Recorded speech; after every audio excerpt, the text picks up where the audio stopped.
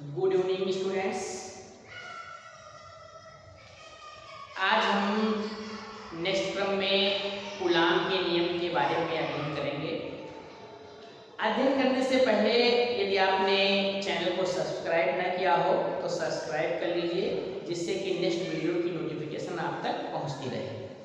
आज हम जो अध्ययन करने वाले हैं कूलाम के नियम के बारे में पढ़ेंगे कि कूलाम का नियम क्या है, इसके बारे में हम अध्ययन करेंगे।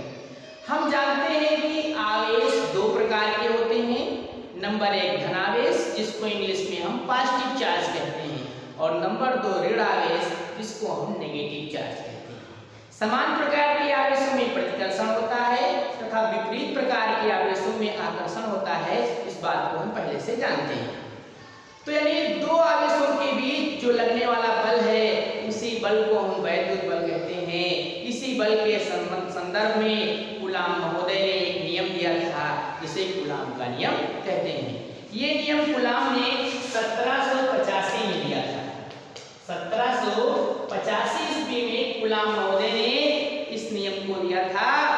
और जो कूलाम थे फ्रांसीसी वैज्ञानिक थे। फ्रांसीसी वैज्ञानिक कूलाम ने सन 1785 में दो स्थिर बिंदु आवेशों के बीच लगने वाले वैद्युत बल के संबंध में एक नियम दिया था।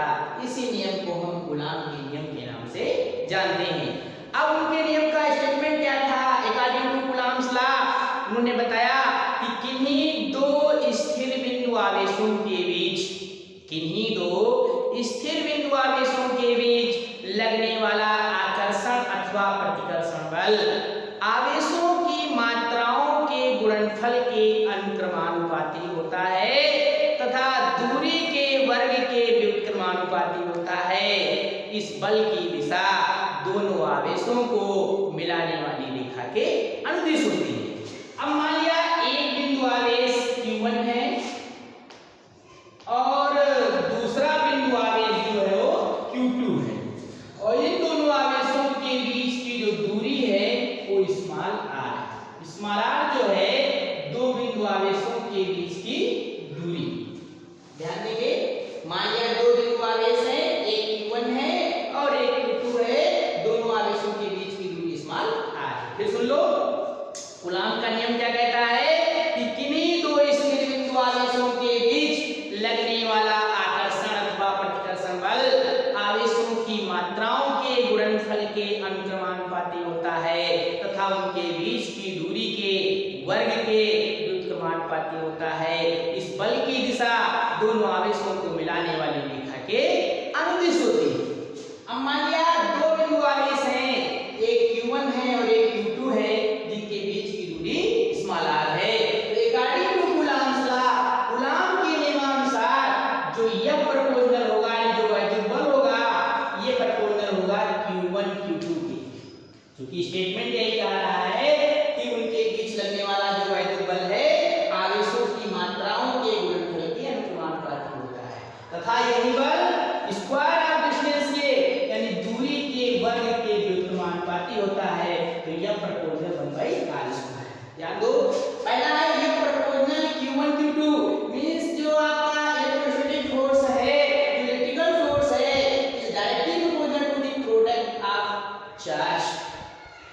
It means as well as charge of the particle increases, due to which electrostatic force always increases, and vice versa। और यहाँ पर जो इलेक्ट्रिक फोर्स है वो स्क्वायर ऑफ डिस्टेंस के व्युत्क्रमानुपाती है। इसका मतलब ये हुआ कि जैसे जैसे जो स्थिर बिंदु आवेशों के बीच की दूरी बढ़ती जाएगी, उनके बीच लगने वाला स्थिर वैद्युत बल का मान कम होता जाएगा, और जैसे जैसे इनके बीच की दूरी कम होती जाएगी, उनके बीच वैद्युत बल का मान बढ़ता जाएगा। अगर इन दोनों बिंदु आवेशों के बीच की दूरी आधी हो जाए पहले से, तो उनके बीच लगने वाला वैद्युत बल 4 गुना हो जाएगा। और अगर इन दो बिंदु आवेशों के बीच की दूरी आपकी पहले से 2 गुनी हो जाए, तो वैद्युत बल जो होगा इनके बीच लगने वाला 1/4 हो जाएगा। अब समीकरण नंबर 1 और जो 2 है, दोनों को अगर एक साथ लिख दें तो हो जाएगा यह प्रोपोर्शनल Q1 Q2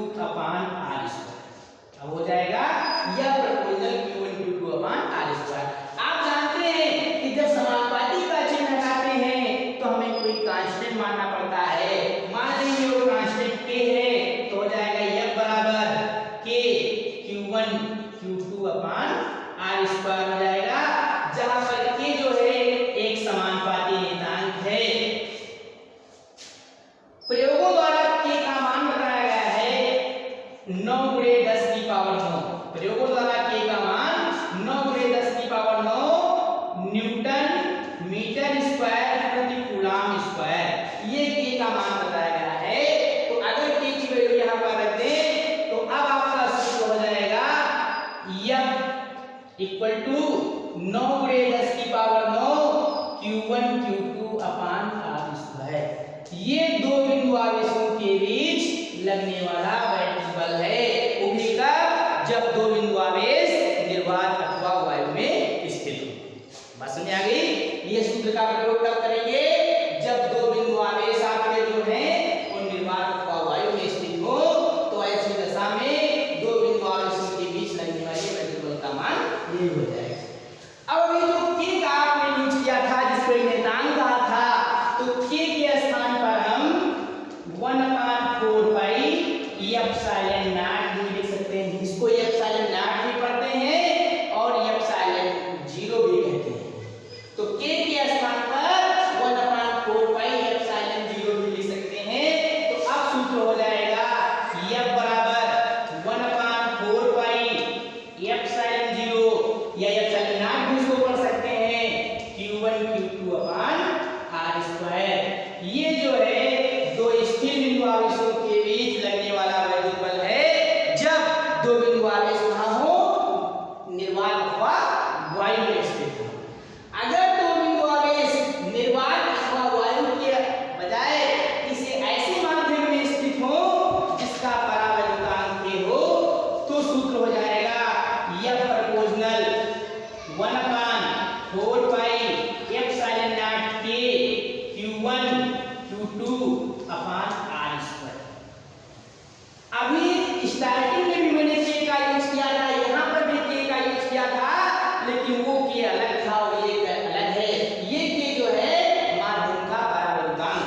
यहाँ पर जो के है, जहाँ के बराबर माध्यम का परावैद्युतांक, इस के को हम माध्यम का परावैद्युतांक कहते हैं, जिसको हम इंग्लिश में डाई इलेक्ट्रिक कांस्टेंट बोलते हैं।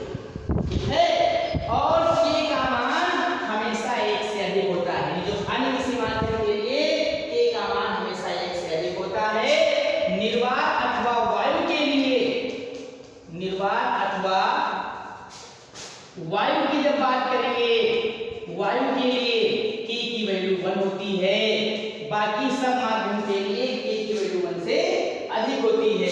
और अगर हम धातुओं की बात करें तो धातुओं के लिए के की वैल्यू इन्फिनिटी होती है। यानी अन्य किसी माध्यम के लिए के की वैल्यू 1, धातुओं के लिए के की वैल्यू इन्फिनिटी, और निर्वात अथवा वायु के लिए के की वैल्यू 1। ओके है क्या? माध्यम का परावैद्युतांक है। तो जब कोई दो बिंदु आवेश किसी माध्यम में स्थित होते हैं, तब वैद्युत बल का सूत्र ये होगा, और के की वैल्यू 1 से ज्यादा होगी माध्यम के लिए। इसका मतलब रिजल्ट हमारा ये निकला कि निर्वात अथवा वायु में लगने वाला जो वैद्युत बल है, उसकी तुलना में अन्य माध्यम में लगने वाला वैद्युत बल कम होता है। अर्थात दो बिंदु आवेशों को निर्वात अथवा वायु के बजाय किसी अन्य माध्यम में रख दिया जाए, तो उनके बीच लगने वाला वैद्युत बल क्या हो जाता है? घट जाता है। अगर Fm का मतलब होता है माध्यम में लगने वाला वैद्युत बल, माध्यम में वैद्युत बल, ये है Fm। F मतलब बल, ये मतलब मीडियम, और ये F जो है निर्वात अथवा वायु के लिए। अगर इन दोनों का अनुपात निकालें तो F अपान Fm निकालें। अगर इसको हम डिवाइड कर दें F अपान Fm, तो इसकी वैल्यू जो हो जाएगी के हो जाएगी। यानी यहां से हम डाइलेक्ट्रिक कांस्टेंट, जिसको माध्यम का क्या कहते हैं? परावैद्युतांक, माध्यम का परावैद्युतांक बोलते हैं, जहां पर के का परिभाषा मिल जाएगा। क्या परिभाषा होगी? कि निर्वात अथवा वायु में दो स्थिर बिंदु आवेशों के बीच लगने वाला वैद्युत बल तथा माध्यम में दो बिंदु आवेशों के बीच लगने वाला वैद्युत बल, इन दोनों के अनुपात को माध्यम का परावैद्युतांक के कहते हैं। परावैद्युतांक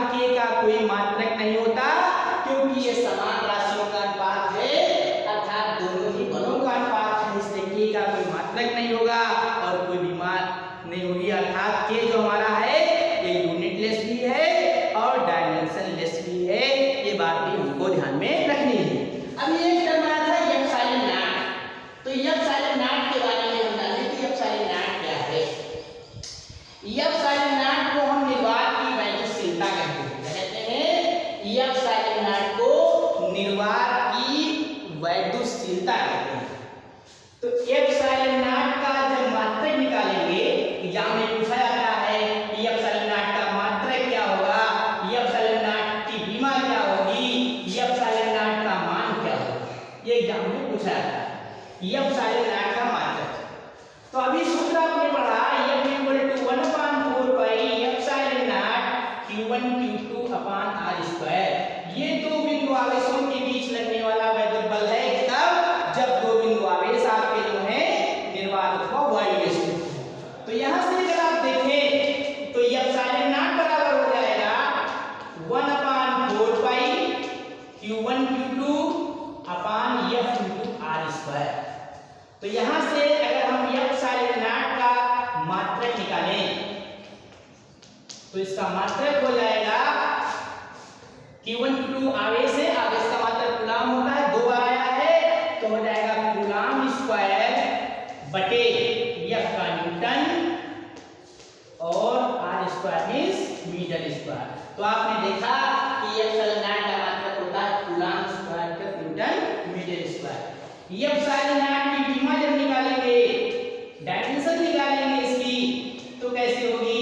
एप्सिलॉन नॉट की विमा निकालेंगे तो आवेश की विमा एक ही होती है, दो बार Q1 Q2 आया है तो दो बार एक ही हो जाएगा। F बल है, बल की विमा T की पावर -2 होती है और R दूरी है L तो स्क्वायर है तो की पावर 2 हो जाएगा।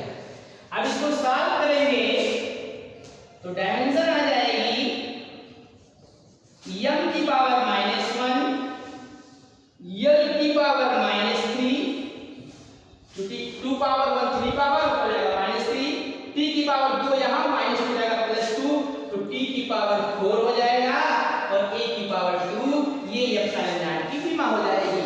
यानी एप्सिलॉन नॉट की विमा हो जाएगी m की पावर -1 L की पावर -3 t की पावर 4 और a की पावर 2 हो जाएगा। अब इसके बाद से एग्जाम में आता है कि एप्सिलॉन नॉट का मान बताइए।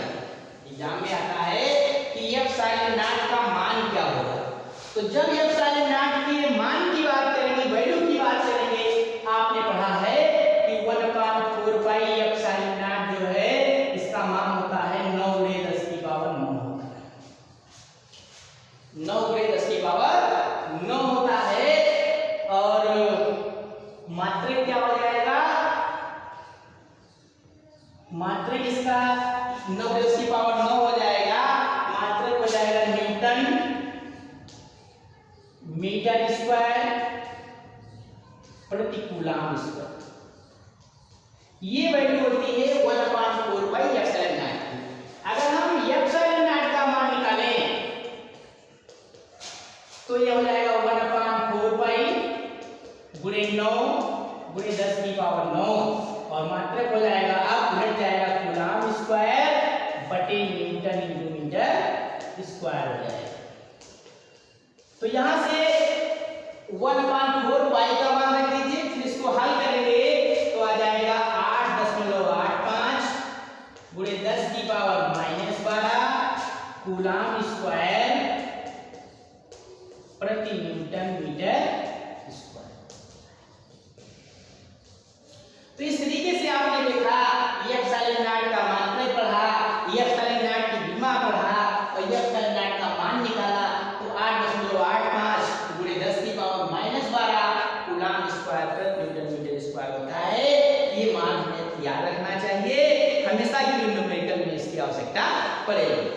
अभी एप्सिलॉन नॉट आया, ठीक है, एप्सिलॉन नॉट को जो है निर्वात अथवा वायु की निर्वात की वैद्युतशीलता कहते हैं। एक फार्मूला होता है एप्सिलॉन अपान एप्सिलॉन नॉट बराबर k होता है। एप्सिलॉन अपान एप्सिलॉन नॉट बराबर k, जहां एप्सिलॉन क्या है? परावैद्युत पदार्थ की वैद्युतशीलता, एप्सिलॉन नॉट क्या है? निर्वात अथवा वायु की निर्वात की वैद्युतशीलता और बराबर k क्या है? माध्यम का परावैद्युतांक है। फिर सुन लो, एप्सिलॉन ऊपर लिखा एप्सिलॉन और ये लिखा एप्सिलॉन नॉट, या इसको एप्सिलॉन 0 भी पढ़ते हैं।